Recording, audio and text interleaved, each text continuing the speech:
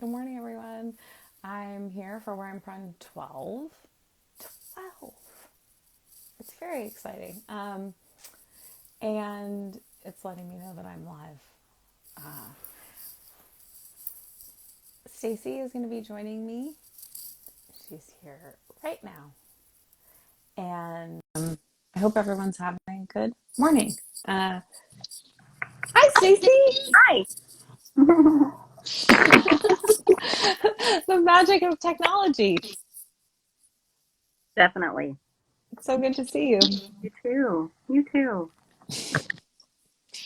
Thank you for joining me and sharing your poem. Do I sound okay to you? I do not sound okay to me. Okay. Great. Okay, good. Um, do you want to say anything before you read your poem, or do you want to just launch into it? Just thanks for doing this. This is a great project. It's been a lot of fun to be a part of it and to share it with some of my friends and to read everybody else's. It's been a great connector. So I think it's a thank you for that. It is a great connector. I feel the same way. You shared it with your writing group, right? Yeah.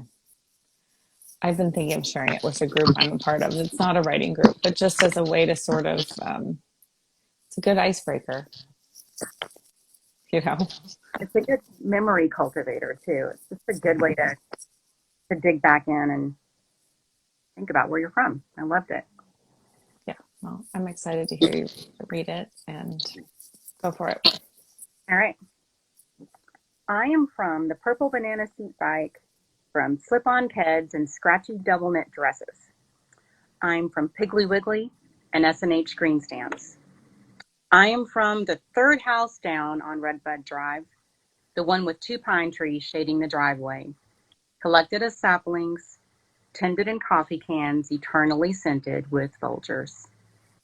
I am from the plump stand of pampa grass in the back corner of the yard, soft, fluffy fronds we used to hide behind for hide and seek, and the potted petunias and pansies on the back deck, and families of snails and roly-polies that hid beneath them.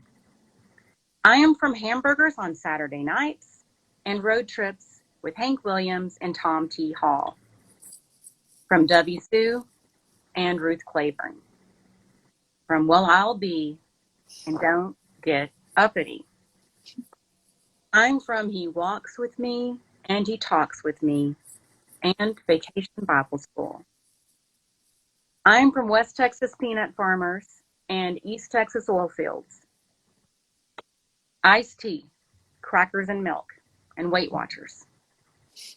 From Grandpa's Volkswagen Beetle that could jump fences, and a great ×5 grandmother who once shook hands with Davy Crockett and later moved 5 children and 11 horses 24 miles to their new home when she left her husband.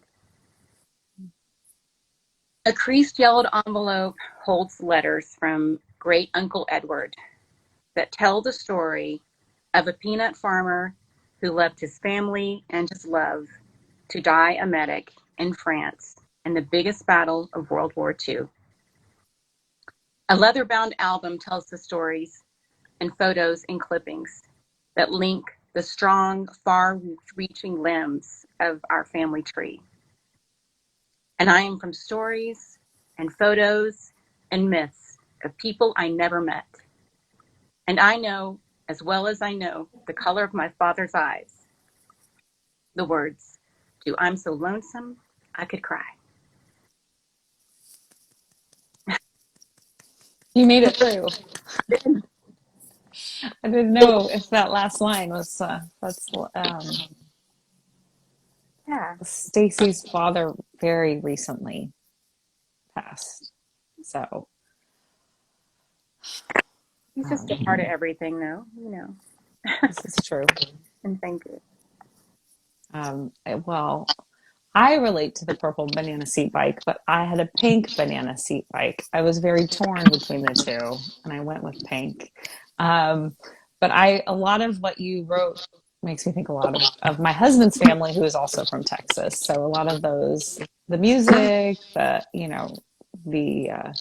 horticulture, all those things, it takes me back to a life I don't even have, and haven't had. And I think for me, that's the power of these poems. They transport you to places that you haven't been. And I feel that listening to people's poems, it evokes something, I think, as we excavate our own memories, especially the specificity of them, you know. So what was it like for you writing it? Because I mean, you I think the first time I wrote it, I felt less gratitude and more specificity, I guess. And then after some things happened and I was getting in touch with it and I was like remembering and thinking of all these things that, like, wow, is this something anyone else would relate to? Was just weird. And just these stories came up of my family. And because the poem calls up all these legends that are in your family, the things people say happened. And it just became so much fun. And to just dig through and find these little pieces of it and these little mm-hmm. pieces of your past. And remember, you're from all these things. You're not just from what you remember right now. There's a lot of stories. There's a lot of myths in everybody, and I love that. That's what I love about this exercise. When my writing group did it, we were all just, oh yeah, that's I know what that is, or I know that feeling, or I had somebody like that, or Well, I'm leaving your grandmother, leaving her husband, that's a big, very big deal, to at that time. yeah. And I think there were 5 children. There could have been more children, but I have an image of her with all these horses, just like, we're going out of here, we're leaving. Oh, Which is very different from leaving in the middle of the night with just your suitcase. I mean, you're not stealthily leaving. Um, yeah. yeah, I think we've said this a couple times here, but do you feel like you're writing it as you now? Because I very much felt like I was writing it sort of as my 14-year-old self, the Oh, one I wrote. Like it was very much kind of the feelings of that time, and I think you can have all different points of view. You can choose when what you was writing it. yeah. Probably at times I was 10 and partly times I was 14, maybe 8. Yeah, it was great to remember, even that we had those little pine trees and coffee cans for a long time. I'm like, I forgot all about that. But that was what we did. Interesting. Huh, That's love. yeah, it is. That's what I thought when you read that. That's real care. Yeah, yeah, yeah. And to have that modeled for you, that care takes a lot of patience, um, and no guarantees about the outcome. Right. I mean, I hope we get some big trees out of this, but I'm not sure. Uh, Exactly. We'll just kind of try. yeah, yeah. Yeah. Anything I shared on the Instagram post or my social media post that Stacy and I met many years ago with our films at a film festival, the Waterfront Film Festival, which I don't think exists anymore. Um, but that we clicked right away and have managed to stay in touch. And this is the upside of social media. There are times when I really feel like I have to have very strong boundaries with it so that I don't get FOMO or overtaken with being pulled into the illusion of others' lives. I need to just keep my own space. Um, but this is the positive side. These kinds And of that things. film festival was a sweet one. It wasn't too It was. it was, I mean, I think the bus broke down on the way there, and we all had to, I don't know if you were on that particular bus. It I broke was down. We were sitting on the highway with Justin, whoever. Justin Long. Yes. Mm-hmm. And we're all just sitting there in the sun waiting for the next bus. And I'm like, this is kind of great. Like, this is kind of sweet. It was very. We went to a few festivals like that where it really felt like it was fostering community. Like we saw each other's films, and it didn't feel us versus them, which I think is really, if I ever had a film festival, would be the goal. Like, because making films is hard work, and then they're kind of gone. I mean, it feels like it's going to last forever, but now that I have space from that film, it it doesn't, because it feels very of that time. I can't watch it now and be like, oh hey, look, this is, you know, completely applies. I mean, it doesn't. So it was nice to be in an environment where it felt like, oh, look at us, we did this, and like, we all made movies. And do you remember we went on a boat around Lake Michigan? Yeah, and there were some weird like ferry or something that you could take across the water to get to some high. It was just We did that to like a little island or something. Hmm. yeah, it was It was beautiful too. yeah, it was beautiful. And Hmm. yeah, and people were up sitting around the hotel at night talking in the like it was not at one of those big fancy hotels. It was that little one with the weird like just sitting in their room chatting.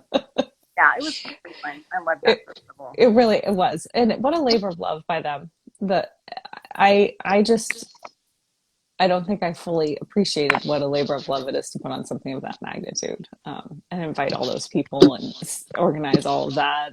And it was really, it was special. So, and we became friends out of it. And I think that's probably what they were hoping, you know, Hmm. that people would create relationships. And I'm glad we did. And I'm glad you're here now. And someday we'll see each other in person, I hope so. maybe.